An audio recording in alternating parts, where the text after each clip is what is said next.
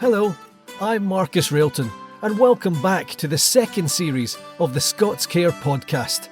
ScotsCare is the only charity dedicated to helping disadvantaged Scots in London through a range of support, including financial grants, advocacy, counselling and sheltered housing for older Scots, job coaching, social events, befriending and support for children and families.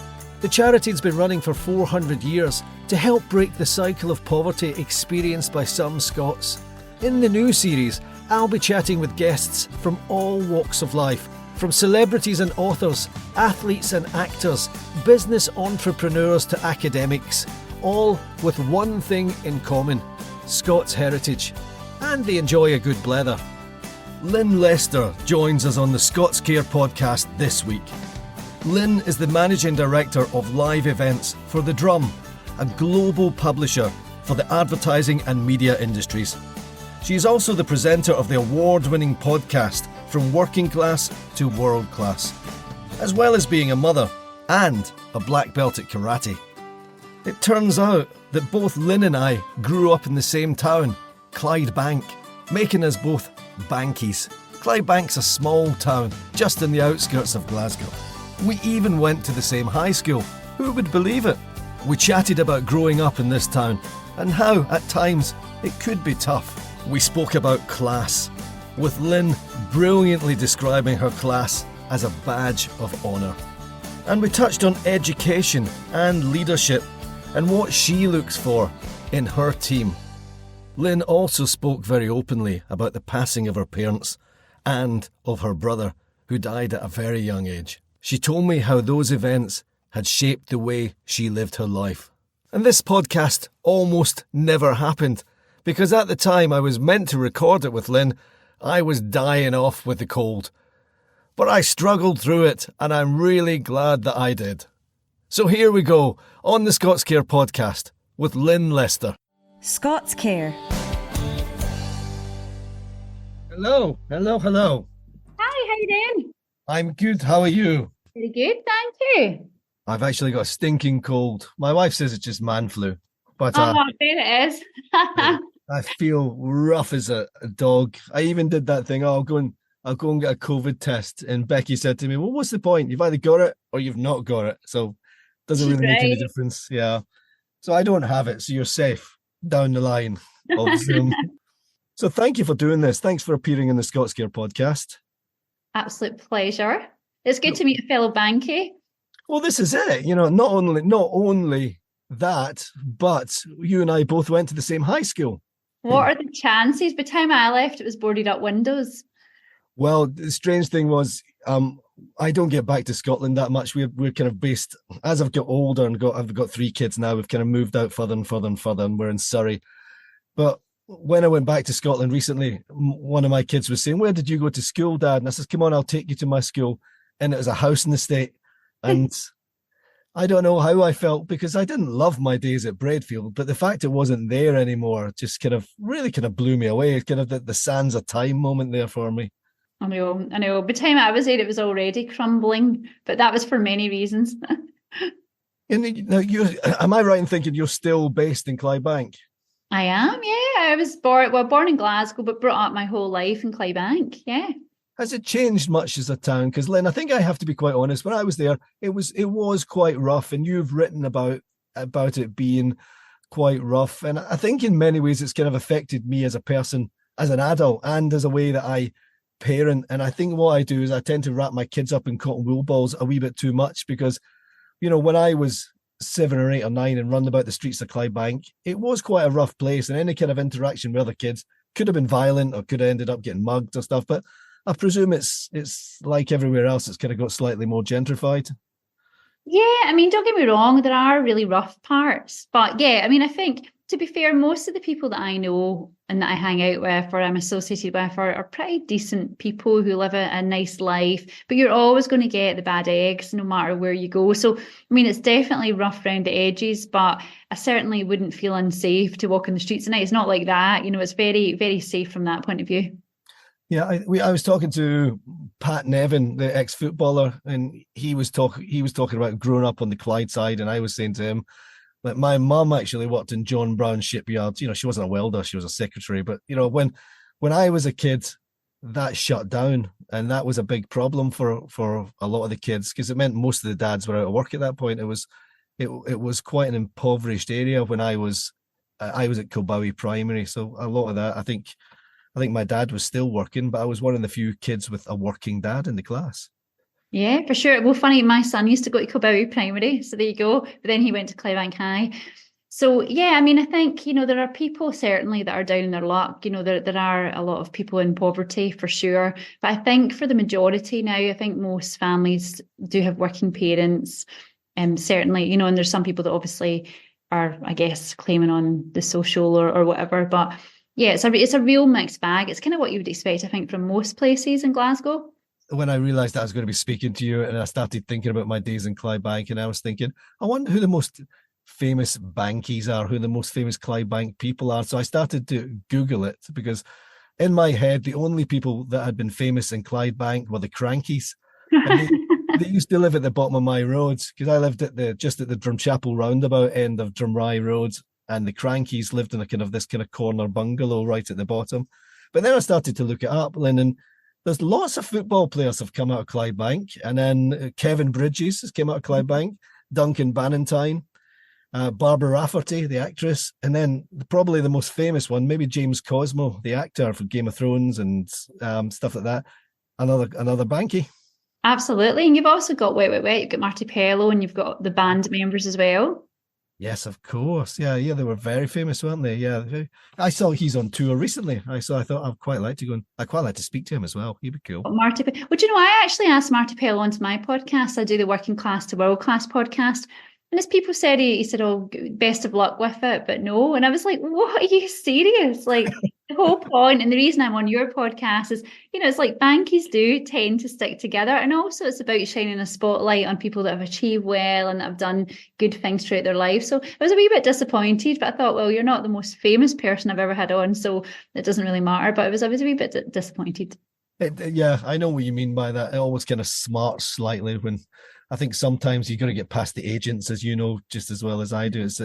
It's a tough job, yeah. And I want to talk about your podcast because it's a superb podcast. But I want to kind of start back on your ordinary, very, very ordinary working class background yourself. And there's a quote here from you where you say, "I pinch myself every day, feeling utterly grateful for everything I've managed to achieve in my life to date, going from a working class, humble background to taking on the world in my global role as managing director for The Drum, one of the world's largest media and marketing platforms." And that's a huge achievement for anyone, let alone a wee lassie from Clydebank, which is fantastic. And I was thinking about advertising it and marketing, and historically it's quite a male centric industry. Did you find that when you were battling your way up? To be honest, no, not really. So when I started out, getting into, I worked in newspapers to start with. I used to work for the Sun, and the Sunday Times, then the Sun, then the Sunday Times, then the Sun again, and then I worked in a business newspaper, and then obviously at the Drum now and running the events team. So for me, I have never ever personally encountered the male gender situation. Now it's there, and it's a lie for many people in our industry for sure. I think particularly people on the creative side of things. But I think being the youngest kid of 7, so I'm the baby of 7 children, and I've got 3 brothers and 3 sisters. So I've always grew up in quite a mixed environment, and most of my nephews, nieces and nephews, most of them are the nephews. So for me, I've always been around men. I know how to handle them. I know how to speak to them. I know, and I'm not suggesting you have to behave in a certain way. Surely not, absolutely not. But for me, I've never felt inferior to a male, and I've never actually seen it in the workplace environment. Certainly, maybe I've just been lucky with the places that I've worked, but for me, it's been pretty easy from that perspective. There's never been a feeling of a glass ceiling for you. I mean, because you have really reached the top. It's a global role, and you are MD, so it's not been an issue. No, not at all. No, I mean, I'm really lucky. I think a lot of it's down to the people that I've worked with, the employers I've had, people that are really open-minded. So, no, I actually feel I've had real opportunity. So I'm certainly, and as I say, though, I do see it in other sectors. But for me, no, as I say, I'm pretty happy and very lucky. As you kind of climbed the ranks, was there anyone in your newspaper days at the Sun or when you started at the drum that you saw as a role model? Anyone that mentored you?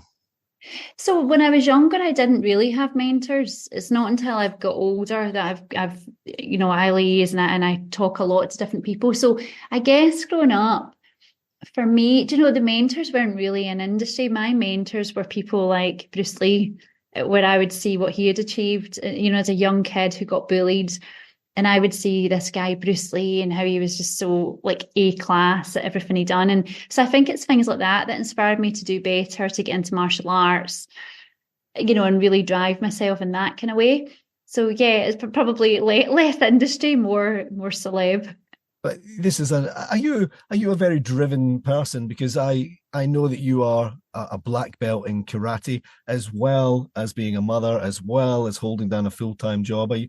Do you have a lot of energy as a person? Oh, well, let's talk about the karate. How do you become a black belt in karate then? It's a good question. You train, and you fail lots, is what I would say. So yeah, so I got my third Dan black belt in karate. I think, oh God, it was maybe late 20s, early 30s. I got my third Dan, but I got my first Dan black belt when I was 19 years old, and I got it actually a week after my dad passed away. So for me, I got into that because I was bullied at school quite badly, and then no one knew. I never told anyone. It was almost like the hush hush secret because I was embarrassed, because as a kid, you just think it's you that's the problem. Anyway, I got into karate, but not because of the bullying. My niece and nephew had found this class. My mum let me go. My brother used to take me. And then I just developed an environment where I just loved and I belonged and I felt wanted, and people in the club really nurtured me. They would give me a beating, but it was very much a control beating, and that's okay because it was safe, if that makes sense. Yeah, I do know what you mean. It kind of sounds slightly odd when you say it out loud, but I understand what you mean about that. Yeah.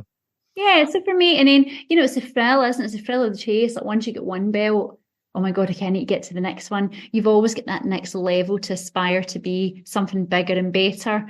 And then when you get your black belt, and as I say, I failed many times to try and get my black belt. I wasn't just gifted it. So I wasn't good in certain areas. I had to really brush up my skills, which was a big lesson in itself. And then once you get that marker, it's like, okay, I want to get my second Dan. How can I get better? But then it's also about I think when you get your black belt, that's when you learn karate, because you're learning all over again, because you're having to do things in really precise ways. And it's not just scrappy or slapdash. You have to really finish your art. So it's almost like relearning again. And I just think for me, it just really built my confidence, and I loved the people. It was hard work, kept me fit. Although I don't really train at the moment. I've not trained for about 10 years just because of my job, and I've just not really had time. Was the karate in any way linked, or was there any kind of connection between that and how you felt about the karate and the passing of your dad? And I know that seems an odd question, but the reason I ask that is because Hannah Rankin, the 3 times world boxing champion, came on the podcast last year, and she said to me when her mum passed away, she was so kind of, her world was so rocked by it that it actually improved her boxing because it allowed her to go and train and isolate herself in something where she didn't have to think about anything else in her life. Yeah, I can see that. I think it's a really important point. I mean, to be fair, by the time my dad had passed away, my mum had also passed away, and also a brother had passed away. So I had actually been through this. This is the third, grieving moment that I had by the time I was 19 years old. So for me, I guess I had experienced that scenario when my brother died and I was 12. So I kind of went through that emotion. But you're right. You do get embroiled in an activity where you can be really focused, determined, make them proud. You've always got that running through your mind. And none of them had actually ever seen me get to my black belt. So my brother, my mum, or my dad. And so when my dad passed away, I had failed my black belt numerous times. And then when he passed away, that was a moment where I'm like, I promise you, I'm going to get this. And I told him that in his deathbed. And then the week to the day, I got it. So I think for me, it was a marker of like, yeah, I kind of done it and I proved them right. And it was just a shame they didn't see it themselves. But I do think there's a lot to be said, and, investing a lot of time in a sport to keep your mind really focused. So Lynn, that's an awful lot of grief to take on at a young age. I mean, it shows a great deal of resilience from you. My brother passed away when I was very young, or when he was very young. And I think, 20 odd years on, I still have dreams about him. And sometimes, and they don't particularly upset me anymore. They used to upset me, when it was fresh.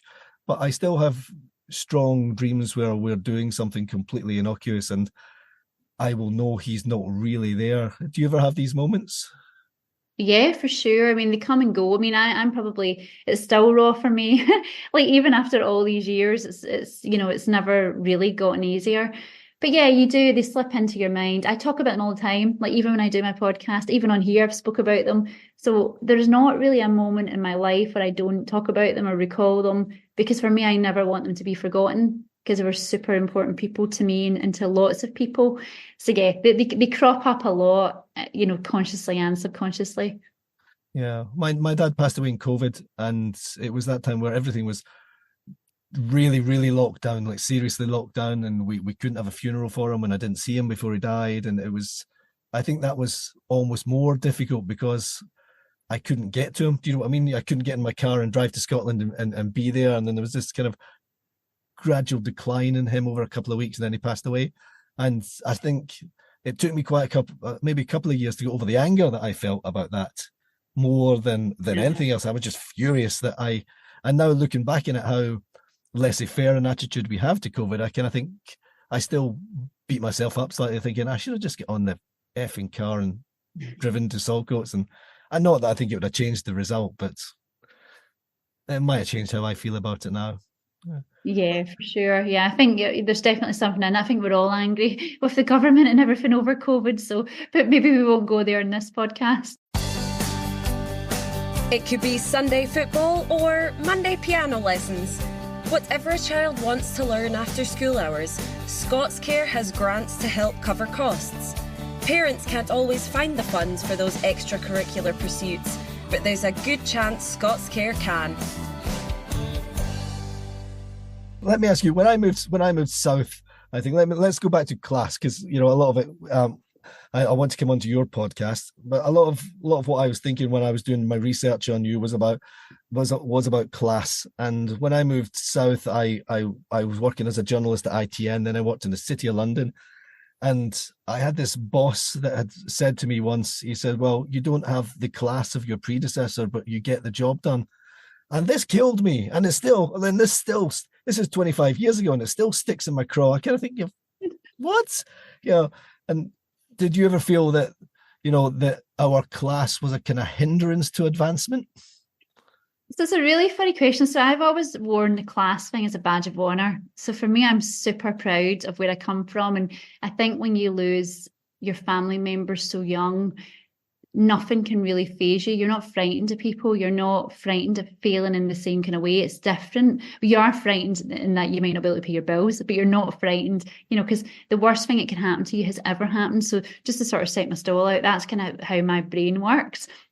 But for me, I almost find it quite comical when I hear things about class, because I think, well, quite a lot of us have proven you wrong, haven't we? I remember once I worked for a newspaper called Business AM. And at the time, my job was to convince hotels and airlines to take copies of the paper and to pay a sort of nominal fee to do that.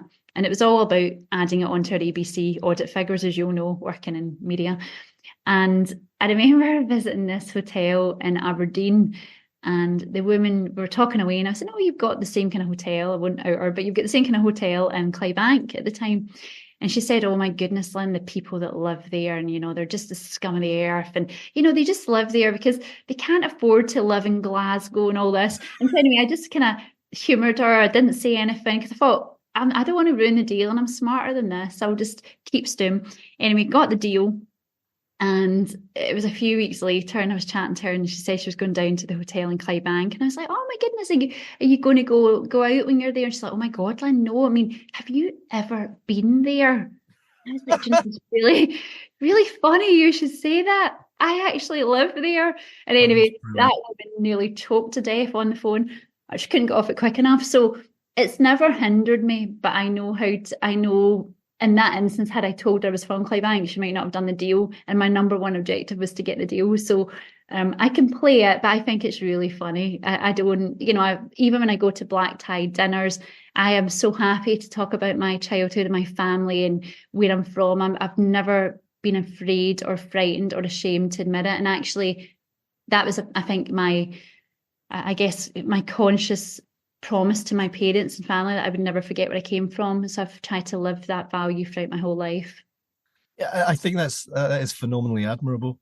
I think I was applying for a job a few weeks ago, and I was filling in part of the back end of the form, and it was asking me about this and that, and whether I was married or not. And then I came up against something I'd never seen before, and it asked me what my parents did when I was 14, and what the main breadwinner was in my house when I was 14, and if I'd ever had free school meals.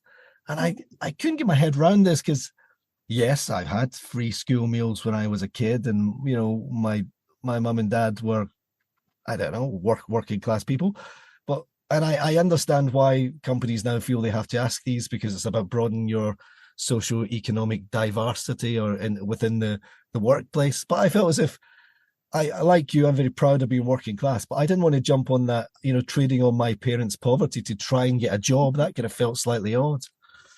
That's so funny, yeah. I mean, I think the thing is, companies now, I think, have to be really careful, because I think it's really important to be diverse for sure. And I'm all for social mobility, and, whether it be your gender, your age, whatever it might be, I think everyone should have fairness. But I do think you have to be careful that it's not a ticking exercise either. So, and I think that there's that real balance to strike. I think you're right. I think, especially, when you're my age, you're the wrong side of 40, and you're applying for a job, and it's asking me, and I've done this and that and worked all over the world, and it's saying, but do you have a degree? And I kind of want to, I wish there was a box that says, this isn't really all that relevant, because here's what I would have done. This is what I have done with my life. And I really liked what I saw that you had written another quote from you describing your university days. Spent more time in the union drinking cider and black cunt than attending classes. Left within under 1 year. Wasn't for me or my liver. I thought that was brilliantly honest. I loved that, Lynn. Yeah, I mean, it's true. Degrees it bugs me when people get so besotted on degrees, depending on the job. I mean, for me, if you're a surgeon or a lawyer, for sure you need degrees and you need all the qualifications, absolutely. But for doing like jobs that I do, or the industry I'm in, you do not need degrees. And I just think there's this unhealthy obsession. Now, don't get me wrong, I think people with degrees also deserve a chance, because, if they're showing commitment and they're great and whatever else. But you don't need it really for certain types of work. So, yeah, I mean, I went to uni for, as I say, just under a year. And I remember getting bursary money thinking, oh, I'm richer than I've ever been. Like, I've never had this kind of money.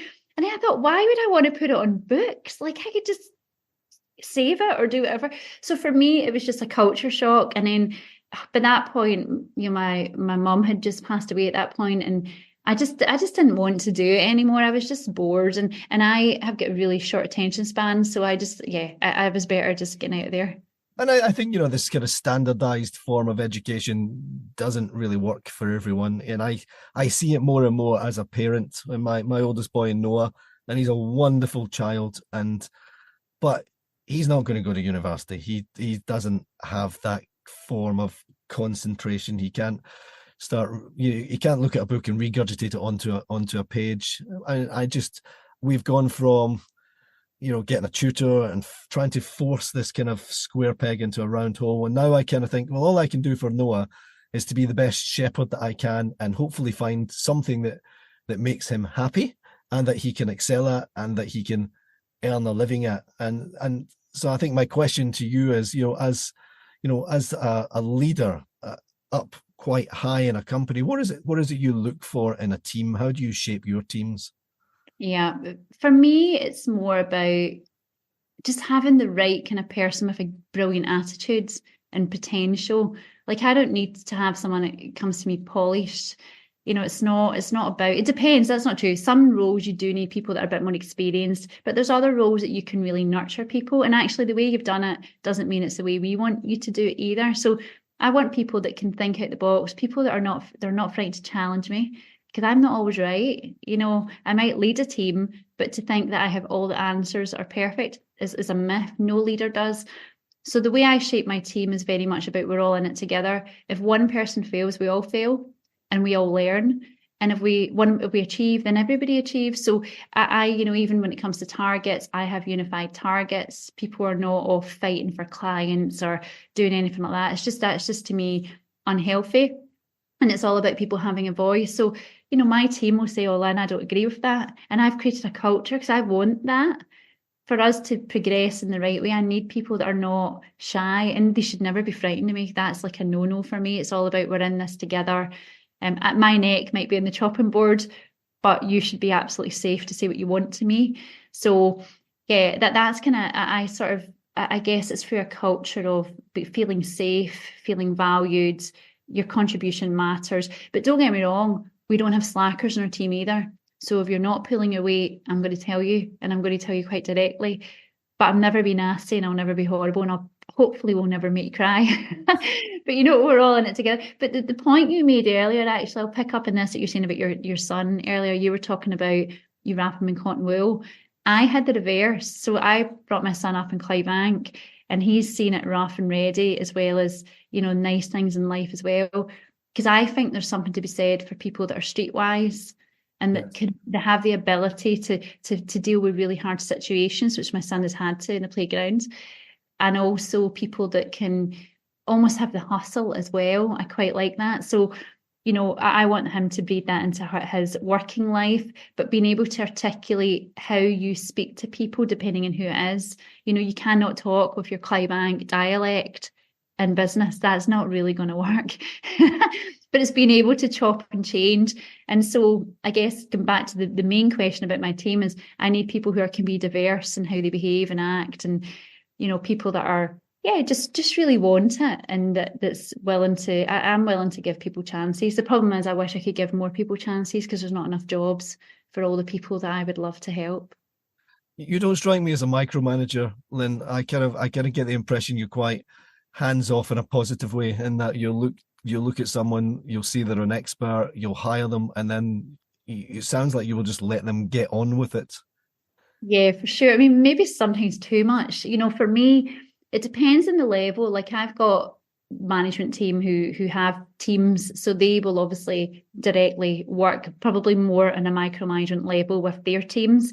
And if they're off, then I'll step in and help. But yeah, for the team that report to me, I'm very much about, I trust you. I think you're good at what you do. I think you're really smart. Come up with a plan and tell me what you think we should do, and I will help build that plan. I'll work with you. But yeah, I mean, I do a lot of traveling, so I'm not always there. So I do need people that can really think off their own feet. But also, I would happily take a call at 11:30 p.m. at night. That's not a problem either. So if someone needs help, I will help them. And equally, if they're going off track, I'll guide them and I'll bring them back on. But yeah, I'm not what you're doing today or do a timesheet, or I don't really believe in all that. Anxiety is a perfectly normal emotion to have, but sometimes it can become overwhelming. Fortunately, there's so many little steps you can take to help. And if that's not enough, ScotsCare offers counselling free of charge to its clients. Just get in touch to see if we can help you. Are you good at, though, just talking about taking a call at 11:30, are you good at protecting your own mental health, your own work-life balance? Can you do that?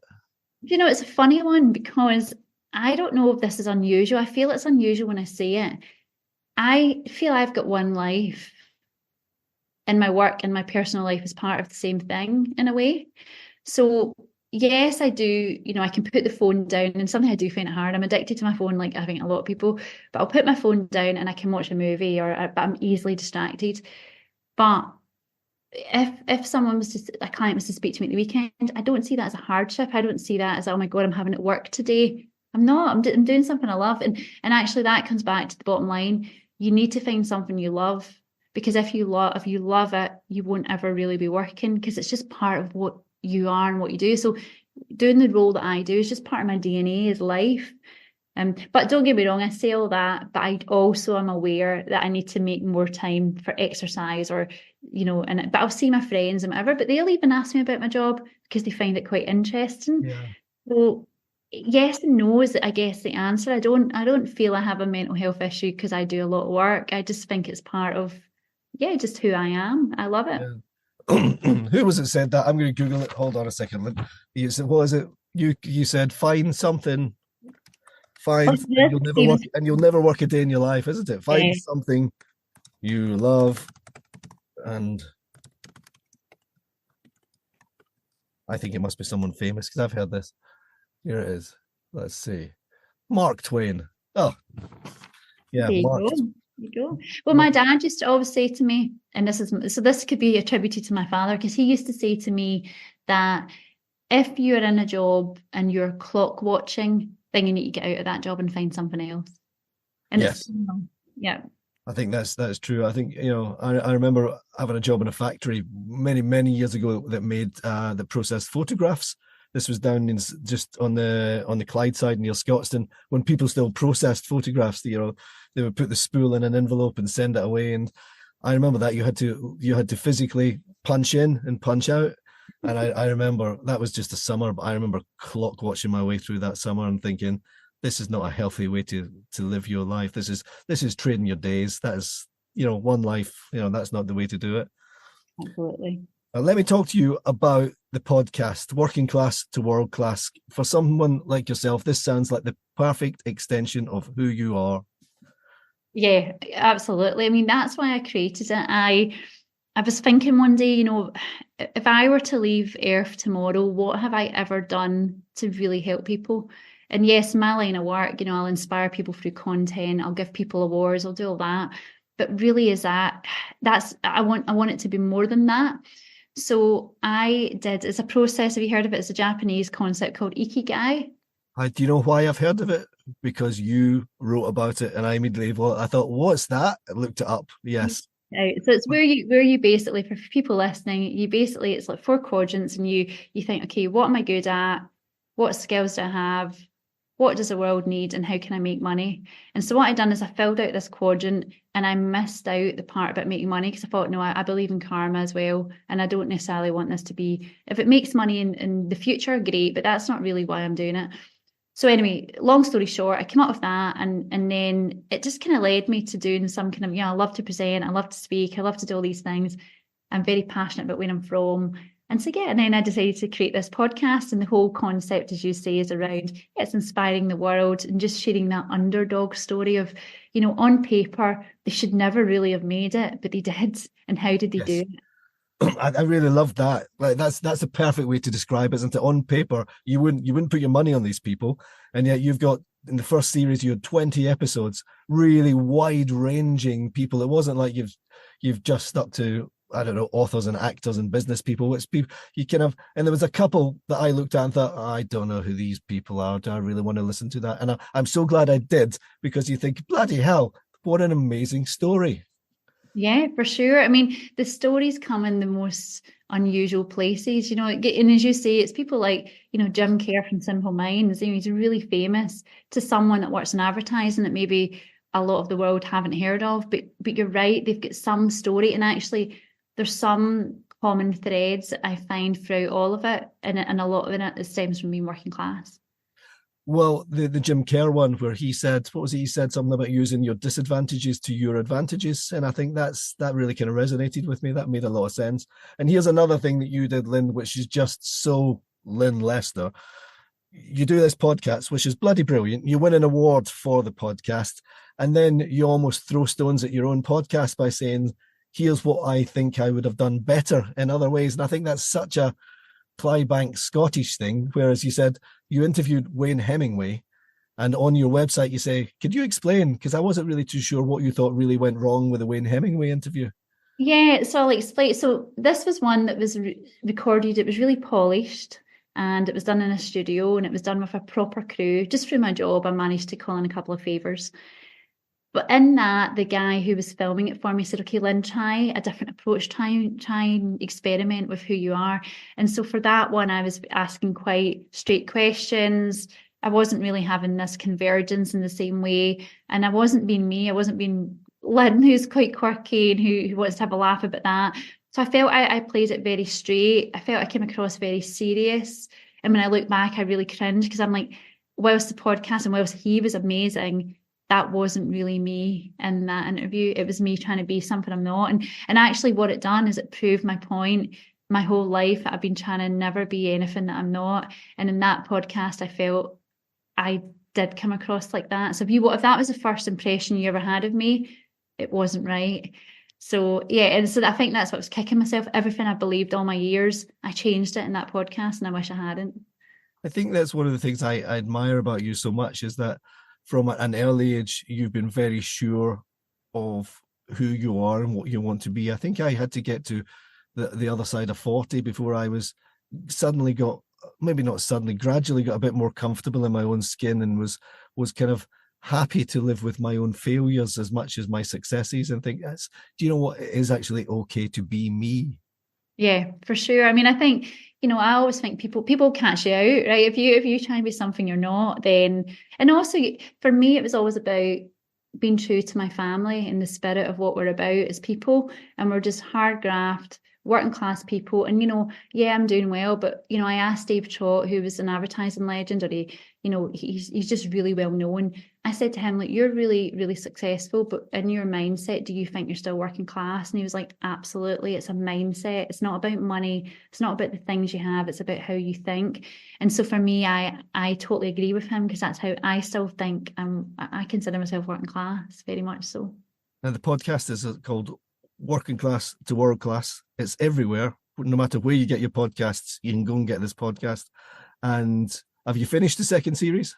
No, I'm a few episodes away. I've been traveling a lot, so I've been delayed with some episodes, which is actually quite lazy in my behalf. So I need to get my acting gear. But no, there's a few more weeks to go, and then season 2 will be finished, and I'll be working in season 3. And I've already got a note of interest from quite a few well-known people, should we say. So I just need to try and firm that up and see how we can get them over the line. Oh, brilliant. Lynn, thank you for chatting to me today. Thanks for being part of the ScotsCare podcast. Pleasure. Thank you so much. Could you help a fellow Scot in London? Please consider making a monthly donation to ScotsCare, where however much you give, it will make a difference to struggling families, the isolated elderly, or a homeless Scot. Simply go to our website, scotscare.com, and click donate.